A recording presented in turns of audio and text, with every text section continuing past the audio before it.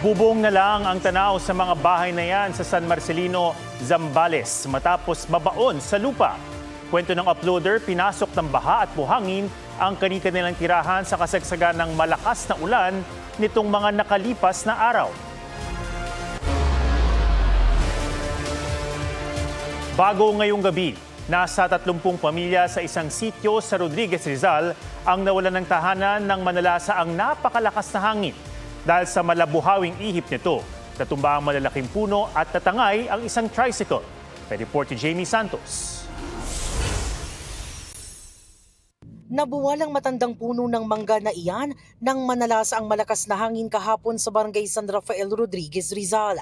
Bago nito, pinadapa ng malakas na hangin ang isang sagingan. Sabi po nung unang nag-report, umiikot na hangin daw. Kaya nung nagbuwala yung saging, dapa. Tinamaan nga yung punong manggang malaki. At nung na-detect namin na pati sa Lagundi, nagkasira ang bahay. Kwento ng dalawang gas attendant ng duty ng oras na iyon, umulan muna ng malakas nang umihip ang hangin na mula raw sa dalawang direksyon. Sobrang lakas po ng hangin, 2 beses po siya umikot. Umaangat ma'am yung pinakadaw niya, unti-unti umaangat hanggang sa lumakas na po siya. So, umpisa dito hanggang dito, salubong po yung hangin niya po. Nasaksihan din ni Ian kung paanong tinangay ng malakas na hangin ang nakaparatang tricycle. Yung tricycle po dito ni Kuya JR, bigla pong lumipad po pa ganito. Ang lakas po talaga kaya ako tumakbo po ako dito sa paloob sa kanila.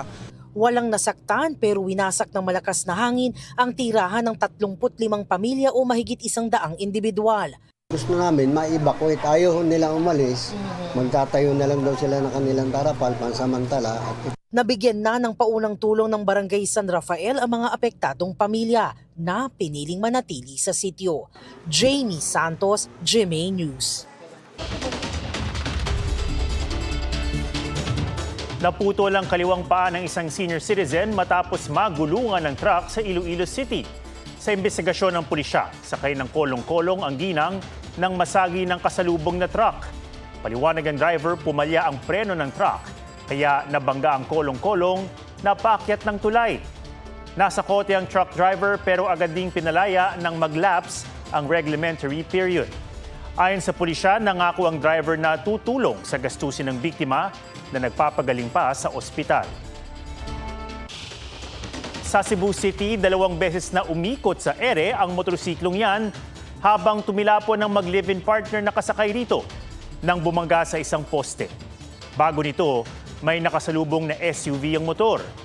Iniwasan nito ang sasakyan pero tumama sa poste. Nasawi ang mag-live-in partner na ikakasal sana sa susunod na buwan. Sumagi naman sa gutter at saka bumangga sa bakod ang minamanehong motorsiklo ng isang pulis sa Dao, Capiz. Nasawi ang pulis na ayon sa kanyang mga katrabaho ay galing sa duty. Hindi daw lasing ang pulis pero posibleng inaantok. Sa wakas, sumilip ang haring araw ngayong araw sa Metro Manila, kaya sinamantalayan ng ilang binaha sa Pasay City. Nagsimula na silang maglinis at maglaba. Nagpatayo na rin ng mga gamit at damit ang ilan. Pero sa ilang probinsya, di pa rin humuhupa ang baha, gaya sa Pampanga at sa Bataan. Bagamat umiiral pa rin ang habagat, sabi ng Pag-asa, posibleng magtagal lang maaliwalas sa panahon hanggang Sabado. Sa Linggo, posibleng balik na naman ang ulan dahil sa inaasahang paglapit o pagpasok sa Philippine Area of Responsibility ng bagyo sa labas ng PAR na may international name na Saudel. Kasunod ng mga pagbaha, binabantayan ngayon ang posibleng paglobo ng mga kaso ng leptospirosis. Sa San Lazaro Hospital sa Maynila, isang pasyente ang pumanaw dahil sa sakit. Patay rin ang isang taga-Navotas na nakagat ng daga at naligo sa baha. May report si Marisol Abduraman. Magbe-birthday sana bago matapos ang buwan ang 17 anyos na si Justin Espinosa. Pero binawian siya ng buhay dahil sa leptospirosis. Kwento ng kanyang ina, nakagat ng daga si Justin at makalipas ang 2 linggo, naligo pa sa baha. Tapos kinabukasan po yun, nilalagnat na po siya. Nangihina po yung katawan niya, Dinala po namin siya sa Nabotas Hospital. Sa San Lazaro Hospital sa Maynila, nadagdagan pa ang mga nagkaka-leptospirosis na nasa 26 na ngayong araw. Kabilang riyan ang isang delivery rider na ilang araw nang sumuong sa baha dahil sa trabaho. 3 araw na kasi yung lagnat ko. Tapos 4 na araw din na ako nagtatay. Tapos masakit yung kalamnan ko. Tapos yung ulo ko masakit din. Natakot talaga ako. Ang batang ito, 3 araw na nakakonfine matapos maglaro sa baha. Sakit po yung mga katawan ko po. Pati tiyan ko po sumakit. Nilagnat ka? Opo. Akala ko normal lang po na lagnat. Kasi nag-deliryo po siya eh. Kagabi, isa sa mga pasyente sa San Lazaro ang pumanaw. Binuksan na ng San Lazaro Hospital ang leptospirosis express lane nito. Inaasahan daw nila na madadagdagan pa ang bilang ng mga pasyente sa mga susunod na araw. Kaya inihahanda na nila mga kwarto gaya na lamang nito para sa pagdagsa ng mga pasyente. Because ang incubation period ng leptospirosis ay mula as early as 2 days and as far as 30 days. Ang ayaw namin kung ang leptospirosis bacteria umabot na sa mga katawan ng tao tulad pag naabot sa kidney, naaapektuhan, hindi sila makaihi. Severe respiratory symptoms na kailangan na namin i-intubate na sila. Kaya kung may flu-like symptoms matapos lumusong sa baha, magpunta agad sa ospital. Kanina, ilang lugar pa rin sa Metro Manila ang nakaranas ng ulan, gaya sa Quezon City at Maynila. Sa Valenzuela, baha pa rin. Binaha pati isang simbahan doon. Wala tayong misa dahil nga sa lalim ng tubig. Baha ang loob ng simbahan na abot. Marisol Abduraman, GMA News.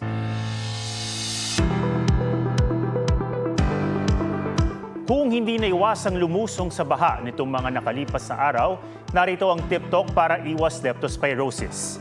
Maghugas o maligo gamit ang malinis na tubig at sabon. Agad ding magpakonsulta sa pinakamalapit na health center. Kailangan kasi ng reseta para makakuha ng gamot kontra leptospirosis. Payo ng DOH, pinakamainam na pangontra sa sakit ang pag-iwas sa paglusong o sa baha o kaya ay pagsusuot ng bota at paglalagay ng waterproof bandage sa sugat. Ilan sa sintomas ng leptospirosis ay ang lagnat at panginginig, pananakit ng ulo at binti, gayon din ang pamumula ng mga mata at paninilaw ng balat. Kung hindi maagapan, posibleng masira ng sakit ang bato, utak at atay na maaaring ikamatay. Hindi nababahala ang Office of the Ombudsman sa pagbawi ni Orly Guteza ng testimonya laban kay dating Speaker Martin Romualdez. May halos 30 testigo pa raw silang hawak na handang magbigay ng impormasyon laban sa dating Speaker. May report si Joseph Moro. Setyembre noong nakaraang taon nung humarap sa Senate Blue Ribbon Committee si Orly Guteza ang nagpakilala nag-deliver ng male-maletang pera. Kay dating House Speaker Martin Romualdez, kahapon nag-iba ang ihip ng hangin. Sa panibagong affidavit ni Guteza, abot-abot daw ang pagsisisi niyang nagpagamit siya. Nadala raw siya sa matatamis na pangako ni na dating Congressman Mike Defensor at Senador Rodante Marcoleta. Sa bidyong ibinigay sa GMA News, sinabi ni Guteza na dadala siya ng takot. Lahat ng nakalahad sa affidavit na kanilang ginawa ay aking nasabi na nasaksihan o kahit hindi ito totoo. Pati ang pagsabi ng pasama ako sa 3 beses na delivery ng mga balita sa alleged bahay ni Speaker Martin Romualdez sa Forbes Park. Wala akong naging direktang kontak o nakita man lang si Speaker Romualdez sa nasabing address. Hinihingan pa namin ng panig sina Marcoleta at Defensor pero wala pa silang tugon. Ayaw ko nang balikan ang bangungot ng mga sandaling nangyari sa buhay ko. Magulang ako para sa pamilya ko. Gusto ko ng tahimik na buhay para sa kapakanan ng pamilya ko. Hindi naman daw nababahala ang Office of the Ombudsman sa magiging epekto ng pagbawi ni Guteza ng testimonya sa nakasampang reklamo laban kay Romualdez kaugnay sa flood control scandal. Hindi na raw bago ang pagbaliktad ng mga testigo at hindi rin daw umiikot ang investigasyon sa isa o ilang testigo lamang. Sa katunayan, mayroon pa raw silang 28 iba pang testigo na sumasailalim sa legal process at handang magbigay ng impormasyon. Sa supplemental complaint, bukod sa testimonial evidence, may hawak rin ng ombudsman na documentary evidence gaya ng corporate property documents at AMLC reports. Base sa supplemental complaint affidavit ng Ombudsman, ang testimonya ng siyam na mga dating bodyguard ang ilan sa mga ebidensya nila na napunta ang pera kay dating House Speaker Martin Romualdez. Pero 4 sa siyam na mga bodyguards na yan ang bumaligtad na. Ang kampo naman ni Romualdez naghain na ng supplemental counter affidavit sa Ombudsman. Ibig sabihin ba pagka original statements na may allegations na may mga pera or pangakong sinasabi ay paniniwalaan natin, pero yung recantation or pagbawi ay hindi natin paniniwalaan. So medyo malabo po yata yun. We are confident po na in a fair and impartial investigation. Sabi ng Malacanang, batid na ng pinsan ni Romualdez na si Pangulong Bongbong Marcos ang pagbaliktad ni Gutesa, pero wala raw siyang reaksyon tungkol dito. Dapat itong maimbestigahan kung sino ang dapat nasampahan ng kaso. Ang gusto lamang po din ng Pangulo, dapat ang kwento ay totoo. Joseph Morong, GMA News. Mag-isa lang umanong nagplano at kumilos ang 14 anyos na shooter sa paaralan sa Zamboanga City ayon sa DILG. Sabi naman ng Zamboanga Police, inabutan pa nilang buhay ang shooter bago nagbaril sa sarili. May report si John Consulta. Walang problema sa grades, walang kaaway, at wala rin daw kinalaman sa bullying ang pamamaril ng 14 anyos na estudyante ng Ateneo de Zamboanga Junior High School. Sinabi yan kay DILG Secretary John Rimulya sa pagbisita nito sa paaralan. He planned, executed, and willfully did everything on his own. There was no conspiracy behind it. There was no active group that planned it with him. There was no family influence that made him do the unthinkable. Chinek namin yung social media apps niya. Wala siyang conversation out of the ordinary. It was all in his head, and that's why we believe that it was influenced by the games that he played. Itsurang video game raw kasi ang shooting nang una itong makita ni Rimulya. Kaya suwestyon ng kalihim, pag-aralan ang pagban sa mga violenteng video game. Dapat din anyang higpitan ang gun ownership. Should we penalize the gun owners for improper safekeeping of their firearms? Should we make gun owners accountable for acts that are done by others with their weapon? Imbis na dumaan dito sa main entrance kung saan mayroong mga gwardya na nagsasagawa ng bag inspection sa mga pumapasok na estudyante, ay pumasok daw itong grade 8 shooter dito sa bahaging ito, nitong pababang lugar, na nagsisilbing isang emergency exit din daw. At ayon pa sa investigasyon ng mga otoridad, ay nagkaroon ng pagkakataon na dumaan itong suspect sa mga rampa na ginawa para sa mga PWD, at nang siya ay umabot na doon sa pinaka-4th floor, doon na siya nagsimula sa kanyang pamamaril. Sa Senado, inusisa ang mga naging pagkukulang kaya nangyari ang malagim na pamamaril. Isang entry gate at isang exit gate at isang ramp.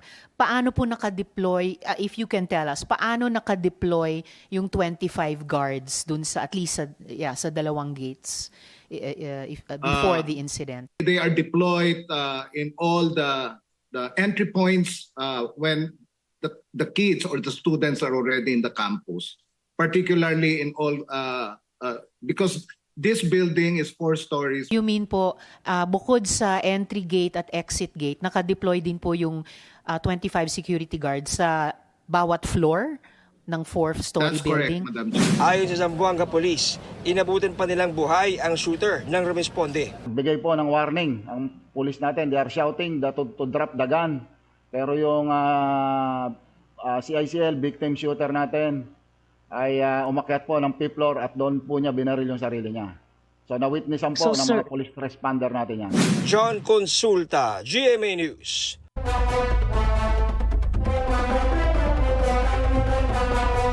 Isang gold mine sa Central African Republic ang gumuho.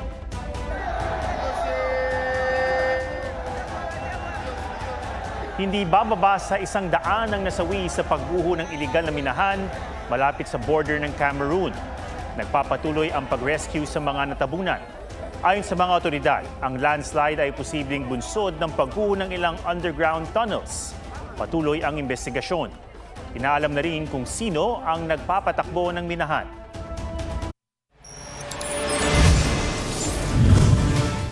Animoy makikilibre pa ng sakay ang mga nakawalang kambing na yan sa Portland, Oregon sa Amerika.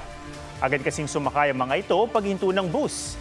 Pero di nalambing ng mga kambing ang driver na binuksan muli ang pinto para pababain sila. Ang mga pasahero tumulong din sa pagpapalabas ng 2 kambing.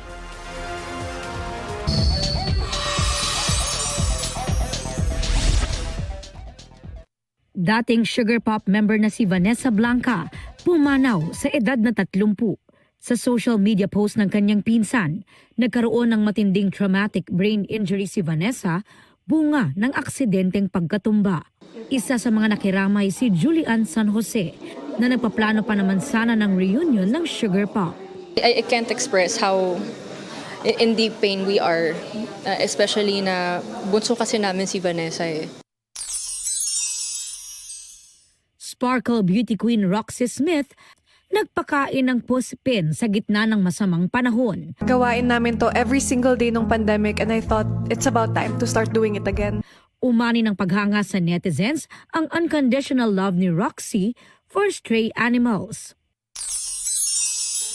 Gandang Gabi Vice ni Vice Ganda magbabalik. At this time, mapapanood na ito sa Kapuso Network. Super excited. Dinasal ko to winish ko. Ready nang maghatid ng good vibes. Unli at unfiltered laughter ang Unkabogable star next month. Sino yung mga nasa wishlist mo? Si Michael B, nasa listahan ko lagi yan. Marian, si Ding Dong kasi na-experience ko na sa GGV, naka-twice na yata siya. Diba sila? Alden, yung mga... Maraming sikat ng maraming sikat na Kapuso stars. Aubrey Carampel, GMA News. At yan ang mga balitang dapat niyong malaman. Ito ang GMA News. Walang kinikilingan, walang pinoprotektahan. Noon at ngayon, serbisyong totoo. Ako po si Ato Maraulio at ito ang State of the Nation.